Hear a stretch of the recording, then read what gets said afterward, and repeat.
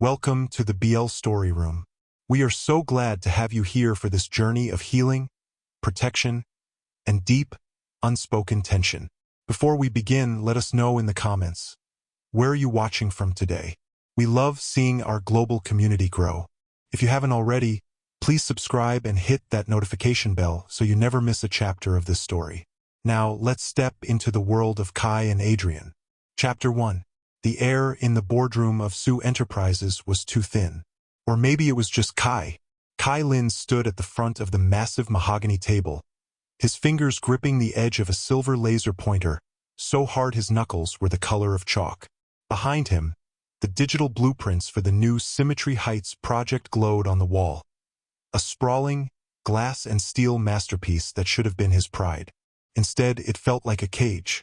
As you can see, Kai started, his voice thin. He cleared his throat, trying to find the professional, invisible version of himself he'd practiced in the mirror for 3 years. The north-facing facade utilizes. The laser pointer jerked. The red dot danced frantically across the digital screen. A tiny, vibrating heart of light that revealed exactly what Kai was trying to hide. He was trembling. His heart hammered against his ribs like a trapped bird. Every time the heavy glass door at the back of the room opened, Kai's breath hitched. He wasn't looking for a late executive. He was looking for a shadow. He was looking for Marcus. He's not here, Kai told himself, his stomach twisting into a cold knot. Marcus is at his own firm. He can't touch you here. But the phantom weight of a hand on the back of his neck, squeezing just a little too hard, stayed with him. He could almost smell the cloying, sharp scent of Marcus's cologne, a scent that always preceded an accident or a long night of being told how worthless he was. Mr. Lin. The voice was like a low frequency, vibrating through the floorboards and up Kai's spine.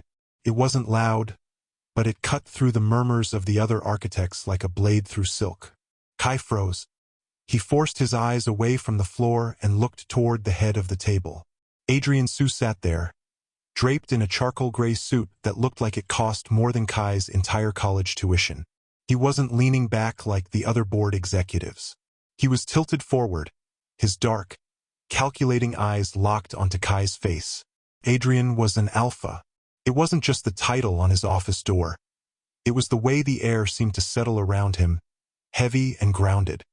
He smelled of rain-drenched cedar and something sharp, like a coming storm. I apologize, Mr. Sue, Kai stammered, his face heating up. The lighting in here is a bit. I'll just adjust the slide. The lighting is fine, Adrian said. He didn't look at the blueprints. He didn't look at the budget. He looked at the way Kai's collar was buttoned all the way to the top, despite the heat of the afternoon sun. He looked at the tiny, frantic pulse jumping in Kai's throat. Adrian didn't believe in the fated mates nonsense people sold in cheap novels. He believed in data. He believed in architecture. And he knew a crumbling foundation when he saw one. Kai looked like a building held together by nothing but prayer and old tape. Sit down, Mr. Lin, Adrian commanded. It wasn't an insult. It was a directive. I can finish, Kai whispered, his vision blurring. I just need a moment. Sit, Adrian repeated, his voice dropping an octave. It wasn't a growl, but the alpha authority in it made Kai's knees turn to water. Kai sank into the nearest chair, his chest heaving. The room went silent. The other executives exchanged awkward glances, but nobody dared to speak when Adrian was in this mood. Adrian stood up. He was tall, broad-shouldered, and moved with a predatory grace that made the room feel smaller. He walked the length of the table, his footsteps heavy and deliberate. He stopped right behind Kai. Kai flinched. It was instinctive. A sharp, violent jerk of his shoulders, his head ducking down as if expecting a blow. The silence that followed was deafening. Adrian's eyes darkened, his pupils blowing wide as his alpha instincts flared. The scent of cedar and storm intensified, suddenly wrapping around Kai like a thick, protective blanket. It was a scent that didn't demand. It shielded. Adrian didn't touch him. He knew better. He stayed just inches away, his presence a solid wall between Kai and the rest of the world. "This meeting is over," Adrian announced, his gaze never leaving the back of Kai's bowed head. "But sir, we haven't discussed the zoning permits." One of the senior partners started. "Out," Adrian snapped. The room cleared in record time. The heavy door clicked shut, leaving only the hum of the air conditioner and the sound of Kai's jagged breathing. Kai kept his eyes on his lap, his fingers twisting together. "I'm sorry. I've ruined the pitch. I'll have my resignation on your desk by—" "You aren't resigning," Adrian said. He moved then, pulling a chair around to sit directly in front of Kai. He leaned in, but kept a respectful distance, his large hands resting on his own knees. "Who is he, Kai?" Kai's heart stopped. I don't know what you mean." "The man you're looking for every time that door opens," Adrian said, his voice dangerously soft. "The man who made you flinch when I walked behind you. The man who is the reason you're wearing suppressants so strong they're making your skin pale." Kai finally looked up. Adrian's face was a mask of cold, strategic fury, but his eyes were silver gray and filled with something that looked terrifyingly like a promise. "You're an architect, Kai?" Adrian murmured, leaning just a fraction closer. The scent of rain and wood smoke filled Kai's senses, making his head swim. "You know you can't build something beautiful on a site that hasn't been cleared of the wreckage." Adrian reached out, his hand hovering in the air between them. He waited. He didn't grab. He didn't take. He offered. "Let me help you clear the wreckage," Adrian whispered. Kai stared at that hand. It was steady, strong. It was everything Marcus's hands weren't. For the first time in years, Kai felt a tiny, flickering spark of something he thought had died long ago. Hope. And it was the most terrifying thing he'd ever felt. "If you're listening before bed like most of you, I use these sleep earbuds so the audio feels softer and more immersive. I left the link below." Back to the story. Chapter 2. The next morning, the air in the office felt different. Kai walked through the glass lobby of Sioux Enterprises, his shoulders pulled up to his ears. He expected whispers. He expected HR to be waiting with a cardboard box and a polite, "It's not working out" speech. Instead, he found a cup of coffee sitting on his desk. It was an oat milk latte, exactly what he drank when he was too anxious to handle dairy, and it was still hot. There was no note. Kai sat down, his heart doing a strange little skip. He looked toward Adrian's corner office. The blinds were open, showing the gray, rain-slicked skyline of the city. Adrian was visible inside, phone pressed to his ear, staring out at the skyscrapers he'd built. He didn't look Kai's way, but the heavy, grounding scent of cedar seemed to linger near Kai's cubicle, faint enough that a beta wouldn't notice, but loud as a shout to Kai's suppressed instincts. "Lynn, my office. Now." Kai's stomach dropped. That wasn't Adrian. That was his direct supervisor, a harried beta named Thompson. Kai walked in, his palms sweating. Thompson was shuffling papers, looking more stressed than usual. "The symmetry project. Mr. Sue has moved you. You're no longer reporting to the junior pool." Kai blinked. "Am I fired?" "No," Thompson grumbled, looking a bit jealous. "He's moved your desk to the executive floor. Said he needs the lead designer closer for the zoning phase. Pack your things." The executive floor was quiet. It smelled like expensive leather and silence. Kai's new desk was situated just outside Adrian's glass walls. It was a beautiful, ergonomic space with a view of the harbor. For the first few hours, Adrian ignored him. He was a whirlwind of motion, meetings, hushed phone calls, lawyers in sharp suits coming and going. But every time Kai felt the old, familiar prickle of panic, the way his brain would spiral into "what if Marcus finds out where I am?" He would look up, and Adrian would be there. Adrian wasn't hovering. He was monitoring. He'd look through the glass, his silver-gray eyes scanning Kai like he was checking a blueprint for cracks. He wasn't looking at Kai's work. He was looking at the way Kai breathed. He was looking at the way Kai's hands moved over his tablet. Around 3 p.m., Kai's phone buzzed. His heart stopped. "Where are you? Why didn't you come home for lunch?" "You're getting bold, Kai. Don't make me come find you." The text from Marcus was like a physical weight on his chest. Kai's breathing hitched. The walls of his beautiful new office felt like they were closing in. He stared at the screen, his thumb hovering over the delete button, his whole body beginning to vibrate with a familiar, sickly fear. The heavy glass door of Adrian's office swung open. Adrian walked out, his jacket off, his white shirt sleeves rolled up to reveal forearms that were thick with corded muscle. He didn't say a word. He walked straight to the break room area and poured a glass of water, then walked back and set it on Kai's desk. "Drink," Adrian said. It was that voice again, the low, alpha frequency that made Kai's frantic heart slow down just by hearing it. "I'm fine," Kai lied, his voice cracking. He tried to lock his phone, but his fingers were too shaky. Adrian's gaze dropped to the device. He didn't grab it. He didn't invade Kai's privacy. He just leaned over the desk, bracing his hands on the edge. The movement brought him close, too close. Kai could feel the heat radiating off Adrian's body. He could smell the storm in Adrian's scent, sharp and electric. "He's messaging you," Adrian stated. It wasn't a question. Kai didn't answer. He couldn't. "I have security at the front gates, Kai. I have Marcus Wen's license plate in the system. He's not coming up here." Adrian leaned a little closer, his voice dropping to a whisper that felt like a caress against Kai's ear. "You are in my building, under my name. Do you understand what that means?" Kai looked up, his eyes wide and glistening.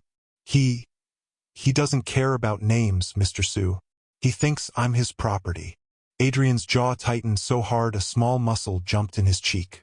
He reached out, his hand hovering near Kai's face. He paused, waiting for Kai to flinch. When Kai stayed still, Adrian let his thumb brush, just once, against the line of Kai's jaw. The touch was electric. It wasn't the rough, possessive grip Kai was used to. It was light, almost reverent, as if Adrian were touching a piece of priceless, fragile glass. Kai's breath caught in his throat, a small, soft sound escaping him. For a second, the professional world vanished. There was only the scent of cedar and the heavy, pulsing tension between them. Adrian's eyes darkened, drifting down to Kai's lips for a heartbeat before he pulled his hand back, clenching it into a fist at his side. "He thinks wrong," Adrian said, his voice rough. "Go back to your sketches, Kai. Design me something safe. Something you'd want to live in."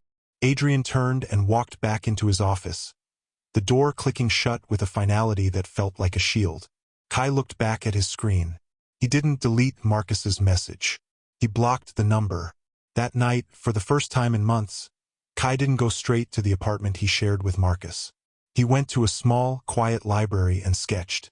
He drew a house with thick walls and high windows, a place where the light came in but the shadows stayed out. When he finally walked to his car in the dimly lit parking garage, he expected the usual terror. He expected Marcus to jump out from behind a concrete pillar. But as he pulled out, he noticed a black SUV following at a respectful distance. It followed him all the way to his street. It didn't pull into his driveway. It just parked at the corner, its lights dimming as it stood watch. Kai sat in his car, his hands resting on the steering wheel. He knew who was in that car.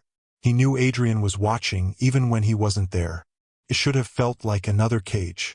But as Kai looked at the black SUV in his rearview mirror, he felt something he hadn't felt in a very long time. He felt like he could finally take a full breath. Chapter 3. Tuesday morning in New York arrived with a cold, biting sleet that turned the glass towers of Manhattan into gray ghosts. Kai stepped off the elevator on the executive floor, his damp coat heavy on his shoulders. He was late only 6 minutes, but to him it felt like a crime. He moved to his desk, trying to keep his left side turned away from Adrian's glass office. He moved slowly, gingerly, as if his ribs were made of porcelain. He didn't look at the corner office. He didn't want to see Adrian's silent, judging gaze. He just wanted to disappear into the CAD files on his monitor and pretend his life wasn't a series of structural failures. He reached for his mouse, but his hand stopped mid-air. His tablet, the one he used for his most personal sketches, was sitting in the middle of his desk. He hadn't left it there. "In my office, Kai." Adrian's voice came through the intercom. It wasn't loud, but it had that gravelly, low-timbered quality that made Kai's pulse jump. Kai stood up, his breath hitching as a sharp pain flared in his side. He straightened his sweater, checked that his collar was still high enough to hide the fingerprints on his neck, and walked in. Adrian wasn't at his desk. He was standing by the window, his back to the room. He had discarded his suit jacket, and his white shirt was stretched tight across his shoulders. He looked like a statue carved from granite. "Close the door," Adrian said. Kai obeyed. The click of the lock sounded like a heartbeat in the quiet room. "You missed the SUV this morning," Adrian said, turning around slowly. His face was unreadable, but his eyes were like flint. "My driver waited 20 minutes. You left through the back service entrance of your building." Kai swallowed hard. I didn't want to be a bother. I can take the subway." "You went back to him last night, didn't you?" Adrian took a step forward. The scent of cedar and storm wasn't a shield today. It was heavy, thick with a suppressed alpha rage that made the air feel electric. "He's my partner, Adrian," Kai whispered, using his name for the first time without thinking. It's complicated." "It isn't complicated." Adrian was in front of him now. He was a head taller, his presence overwhelming. "It's physics, force and resistance. You are resisting, and he is using force to break you." Adrian reached out, his fingers stopping just an inch from Kai's face. "Show me." "There's nothing to see," Kai lied, his eyes darting to the floor. "Kai!" It wasn't a command. It was a plea, rough and broken. "I can smell the copper, Kai. I can smell the blood under the suppressants. Show me what he did, or I swear I will walk out this door and end him myself." Kai's breath broke into a sob. The strength he'd been clutching for 3 years finally snapped. His hands shook as he reached for the hem of his oversized sweater. He pulled it up just enough to reveal his left side. Against his pale skin, the bruise was a violent map of purple and deep yellow. It was the shape of a boot. The air in the office went dead cold. Adrian's pupils dilated until his eyes were almost entirely black. His scent flared. Not just cedar now, but the ozone of a lightning strike. It was a terrifying primal smell. "He did this because you blocked his number?" Adrian's voice was so quiet it was barely a whisper. He said if I tried to hide again, he'd find where I work and tell everyone I'm an unstable omega." Kai choked out, tears finally spilling over. "He said you'd fire me. He said nobody wants a broken designer." Adrian moved then, but not away. He stepped into Kai's space, his hands coming up to frame Kai's face. He was so close Kai could feel the frantic heat of Adrian's breath. "Look at me," Adrian breathed. Kai looked up, his vision swimming. Adrian wasn't looking at him with pity. He was looking at him with a fierce, burning reverence. "You are not broken," Adrian said, his thumbs brushing away the tears with agonizing tenderness. "You are a masterpiece that has been treated like scrap, and I am done letting him touch what is mine." The word mine vibrated through Kai's bones. It should have been a red flag. It should have felt like Marcus. But Adrian's grip was light, his touch asking for permission even as his eyes claimed the world. The tension between them shifted, thickening into something heavy and sweet. Kai's scent, usually locked away, began to leak out. The smell of rain-washed jasmine, fragile and desperate. Adrian groaned low in his throat. He leaned down, his forehead resting against Kai's. They stayed there for a long moment, their breaths mingling in the quiet office. Kai felt the solid, unmoving strength of Adrian's body, and for the first time he leaned in. He let his weight rest against the alpha's chest. "I have the blueprints for his life, Kai," Adrian murmured against his skin. "I know every debt he owes. I know every contract he's faked. I'm not just going to stop him. I'm going to dismantle him piece by piece until there is nothing left but a memory." Adrian's lips brushed Kai's temple, a touch so soft it was barely there. "You're staying with me from now on," Adrian whispered. "Not as a guest, as someone under my sky. Do you trust me?" Kai closed his eyes, his heart hammering a new rhythm. A rhythm of survival. Yes, Kai whispered. Adrian pulled back just enough to look Kai in the eye. His hand moved to the back of Kai's neck, his fingers tangling in the soft hair there. He didn't pull. He just held. The heat of Adrian's palm was the only thing keeping Kai upright. Good, Adrian said, his voice a dark promise. Then let's start the demolition. Chapter 4.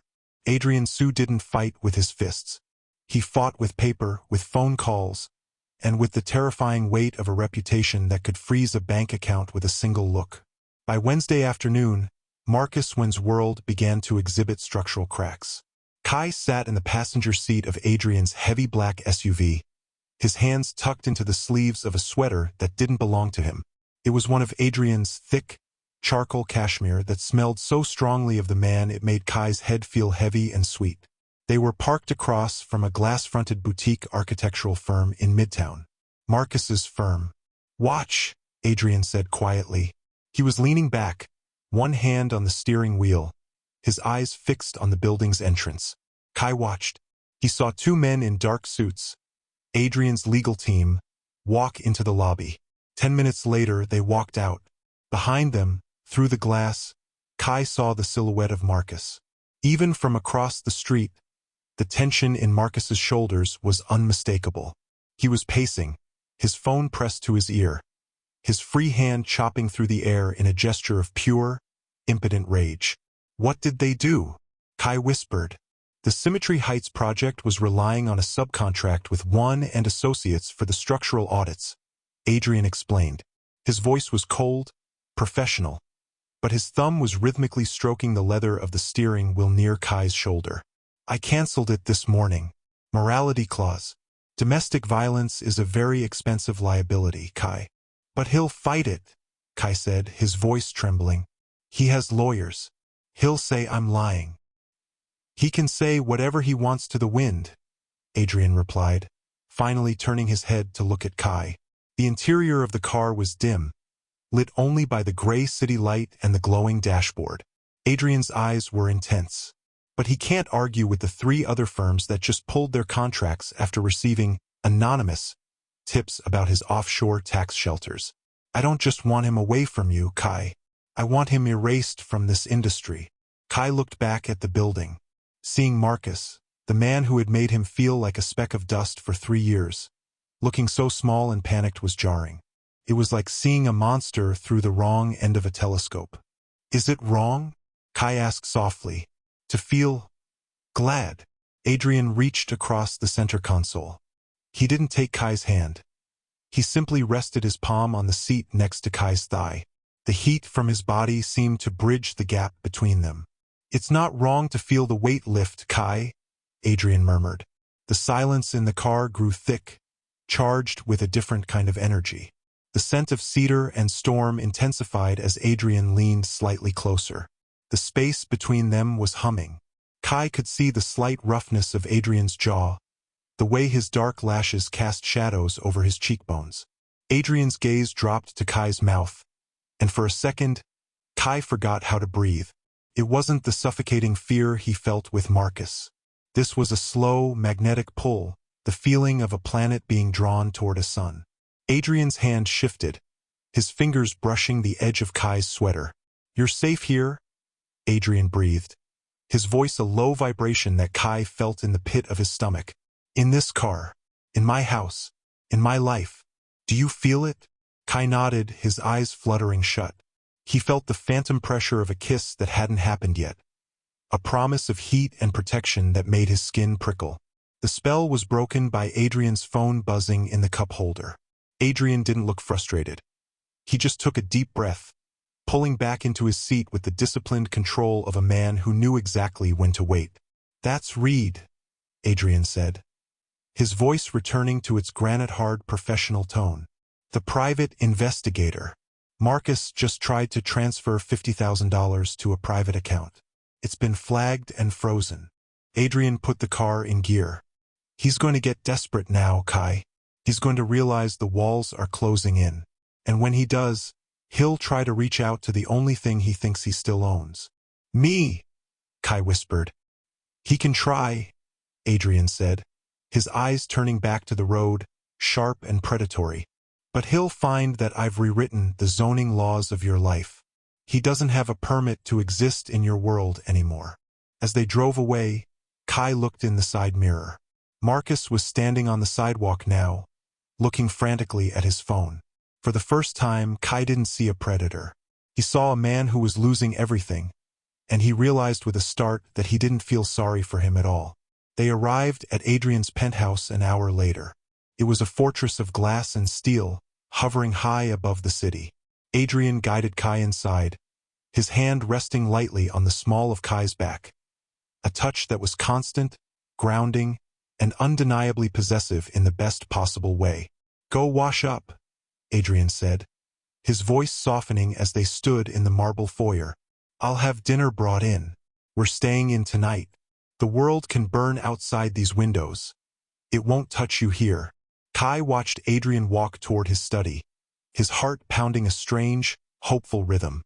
He realized then that Adrian wasn't just destroying Marcus. He was building something new, and for the first time, Kai wanted to see the final floor plan. Chapter 5. Adrian's penthouse didn't feel like the cold, sterile showrooms Kai was used to designing. It was a place of heavy shadows and soft amber lights, perched so high that the frantic noise of Manhattan was reduced to a distant, rhythmic hum. "This is the guest suite," Adrian said, pushing open a heavy oak door. The room was vast, but it felt grounded.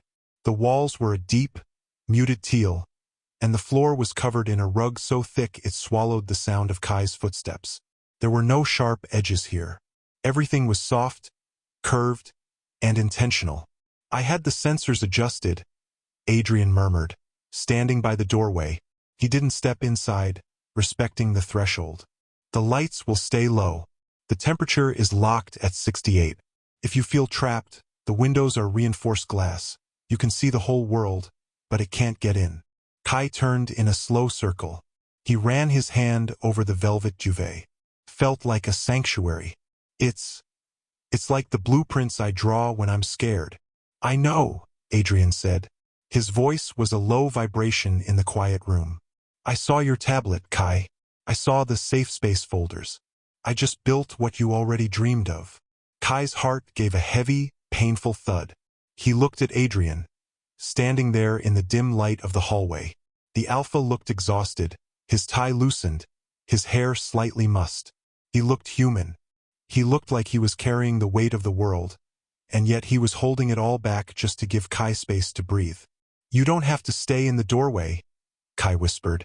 Adrian hesitated, his silver-gray eyes searching Kai's face for any sign of fear. When he found none, he stepped inside. The air in the room changed instantly. The scent of cedar and storm rolled in with him, mixing with the jasmine of Kai's skin. It was an intoxicating combination, the smell of a forest floor after a summer rain. Kai felt his knees go weak, not from terror, but from a sudden, overwhelming surge of relief. "The bruise," Adrian said, his gaze dropping to Kai's side. "Does it still ache?" "A little," Kai admitted, "but it's turning yellow. That means it's healing." Adrian walked closer, stopping when there was barely a foot of space between them. He reached out, his hand hovering near Kai's waist. "May I?" Kai nodded, his breath catching. Adrian's large hand settled gently over the fabric of Kai's sweater, right where the injury was. He didn't press. He just let the heat of his palm seep through the layers of wool. It was a healing touch, steady and grounding. Kai's eyes fluttered shut, his head tilting back as he leaned, just a fraction, into Adrian's warmth. "You're shaking," Adrian whispered. "I'm not used to being touched like this," Kai breathed, without expecting a shadow to follow. Adrian's other hand came up, his thumb tracing the line of Kai's throat. His touch was like a spark on dry tinder. The tension in the room shifted, turning from protective to something deeply, dangerously sensual. Kai could hear the heavy, synchronized rhythm of their hearts. Adrian leaned down, his face inches from Kai's. The scent of him was everywhere. It was in the air, in the fabric of the room, in Kai's very soul. It was a magnetic pull so strong it felt like gravity was failing. "Kai," Adrian groaned, his voice raw. I want to kiss you so badly it's making my blood burn. But I won't. Not until you're sure. Not until you know that you are the one holding the pen. Kai opened his eyes. Adrian's face was a study in tortured restraint. His pupils were blown wide, his jaw set in a hard line. He was an alpha at the edge of his control, yet he was giving Kai every ounce of agency he'd ever been denied. Kai reached up, his fingers trembling as they brushed the hair back from Adrian's forehead. He felt the heat of Adrian's skin, the electric buzz of their proximity. I'm sure, Kai whispered, his voice small but steady. I've spent my life designing walls, Adrian. But for the first time, I want to open the door. Adrian didn't rush in. He moved with agonizing slowness, giving Kai every second to pull away. When his lips finally met Kai's, it wasn't a collision. It was a homecoming. The kiss was soft, tasting of salt and coffee and a deep, aching need. It was the feeling of a long-delayed rain hitting parched earth. Adrian's hands shifted to Kai's back, pulling him flush against the hard planes of his chest. Kai let out a soft, broken sound, his hands tangling in Adrian's shirt, anchoring himself to the only solid thing in his world. It was a kiss that promised more than just passion. Promised a future. It promised a house with high windows and no more shadows. When they finally broke apart, both of them were breathing hard, their foreheads resting together in the dark. Stay with me tonight, Kai whispered. Just stay. I'm not going anywhere, Adrian promised, his voice a dark, protective oath. The demolition is almost over, Kai. Tomorrow we start building. As Kai fell asleep that night, cocooned in the scent of cedar and the steady heartbeat of the man beside him, he realized he wasn't waiting for the other shoe to drop anymore. He was finally learning how to breathe. Chapter 6. 6 months later, the Manhattan summer was a heavy, humid blanket, but inside the lobby of the newly completed Symmetry Heights, the air was crisp and smelled of fresh stone. Kai stood in the center of the atrium he had designed. It wasn't just a lobby. It was an open, breathing space with wide sightlines and hidden nooks of greenery. It was a space designed so that no one could ever be snuck up on. A space where you could see the exit from every angle. His phone buzzed. A news alert. Marcus was sentenced to 3 years for financial fraud and aggravated assault. Kai didn't flinch. He didn't even feel the old, cold prickle in his gut. He just swiped the notification away. Marcus was a ghost haunting a prison cell now. He had no permit to live in Kai's head anymore. It looks exactly like the sketches. Adrian's voice came from behind him. Kai didn't jump. He turned slowly, a genuine smile tugging at the corners of his mouth. Adrian was leaning against a marble pillar, looking less like a feared CEO and more like a man who had finally found somewhere to rest. He wasn't wearing a tie today. His top buttons were open and he looked relaxed. It feels different when it's real, Kai said, gesturing to the soaring glass ceiling. It feels solid. You built it, Adrian said, walking toward him. He stopped close, his scent, that familiar, grounding mix of cedar and rain, instantly calming the last of Kai's nerves. You reclaimed the skyline, Kai. They stood in silence for a moment, watching the city move outside the glass. The professional tension that had once defined them had long since melted into something deeper, something that hummed between them like a live wire every time they shared a room. Adrian, Kai said softly, the guest suite. I moved my things out of it this morning. Adrian went still. His gray eyes searched Kai's face, a flicker of uncertainty, the only thing that could ever shake Adrian's Sue, appearing in his gaze. I see. If you're ready for your own place, I've already scouted 3 buildings with top tier. I moved them into your room, Kai interrupted. The silence that followed was thick enough to taste. Adrian's pupils dilated, his scent flaring, becoming sharp and electric. Kai! I'm done with safe spaces that have locks on the outside, Kai said, stepping into Adrian's space. He reached out, his hands sliding up Adrian's chest to rest on his shoulders. He could feel the frantic, heavy thud of the alpha's heart. I want to be where you are. Not because I need a shield, but because I've chosen my foundation. That night, the penthouse felt different. The city lights below were a blur of diamonds, but inside, the world was reduced to the space between two people. Adrian sat on the edge of the large, mahogany bed, watching Kai. He looked almost mesmerized, his hands clenching the edge of the mattress as if he were holding himself back from reaching out too fast. Kai walked toward him, peeling off his shirt. In the soft amber light, the scars on his side were faint silvery lines, reminders of where he'd been, but no longer maps of where he was going. He knelt between Adrian's knees, looking up at him. "You've been so patient," Kai whispered, his voice trembling with a different kind of heat. "Waiting for me to lead. Waiting for me to be ready." "I told you," Adrian rasped, his hand finally coming up to cup Kai's jaw. His thumb traced Kai's lower lip, the touch heavy and possessive. "Your speed. Always." "Then I'm changing the pace," Kai said. He leaned forward, pressing his lips to the pulse point in Adrian's neck. He could feel the alpha's control snapping, a low, primal rumble starting deep in Adrian's chest. It wasn't a sound of threat. It was a sound of absolute, agonizing need. Kai tilted his head back, exposing the pale, unmarked skin of his own neck. The jasmine scent of his skin was blooming now, sweet and thick, calling out to the storm in Adrian's blood. "Claim me," Kai breathed. "Not because I'm yours to keep, but because you're mine to hold." Adrian didn't wait any longer. He pulled Kai up into his lap, his arms wrapping around him like iron bands. The kiss that followed was deep, desperate, and filled with the months of restraint they had both endured. It tasted of salt, of heat, and of a final, beautiful surrender.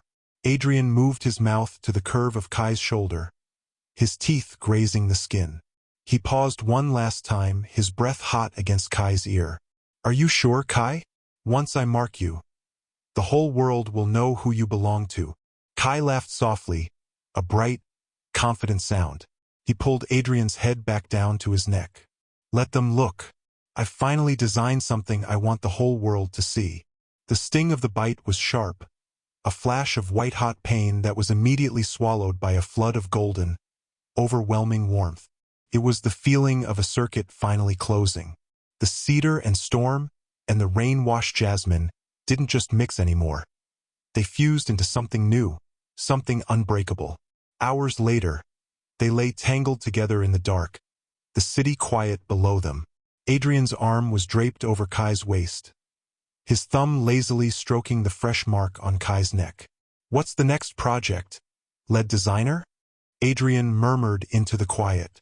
Kai watched the light reflect off a small, platinum band Adrian had placed on the nightstand earlier, a simple ring with a blueprint-style engraving of a compass rose.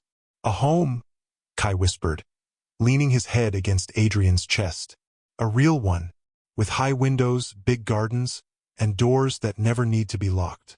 Adrian kissed the top of his head, his heartbeat steady and strong. "Consider the permits approved." And as the sun began to rise over the skyline they had built together, Kai finally let go of the blueprints of his past. He didn't need them anymore. He was finally truly home. Thank you for listening to the BL Story Room. If you want to see more stories of healing and fierce protection, make sure to check out our other videos. Until next time, stay safe.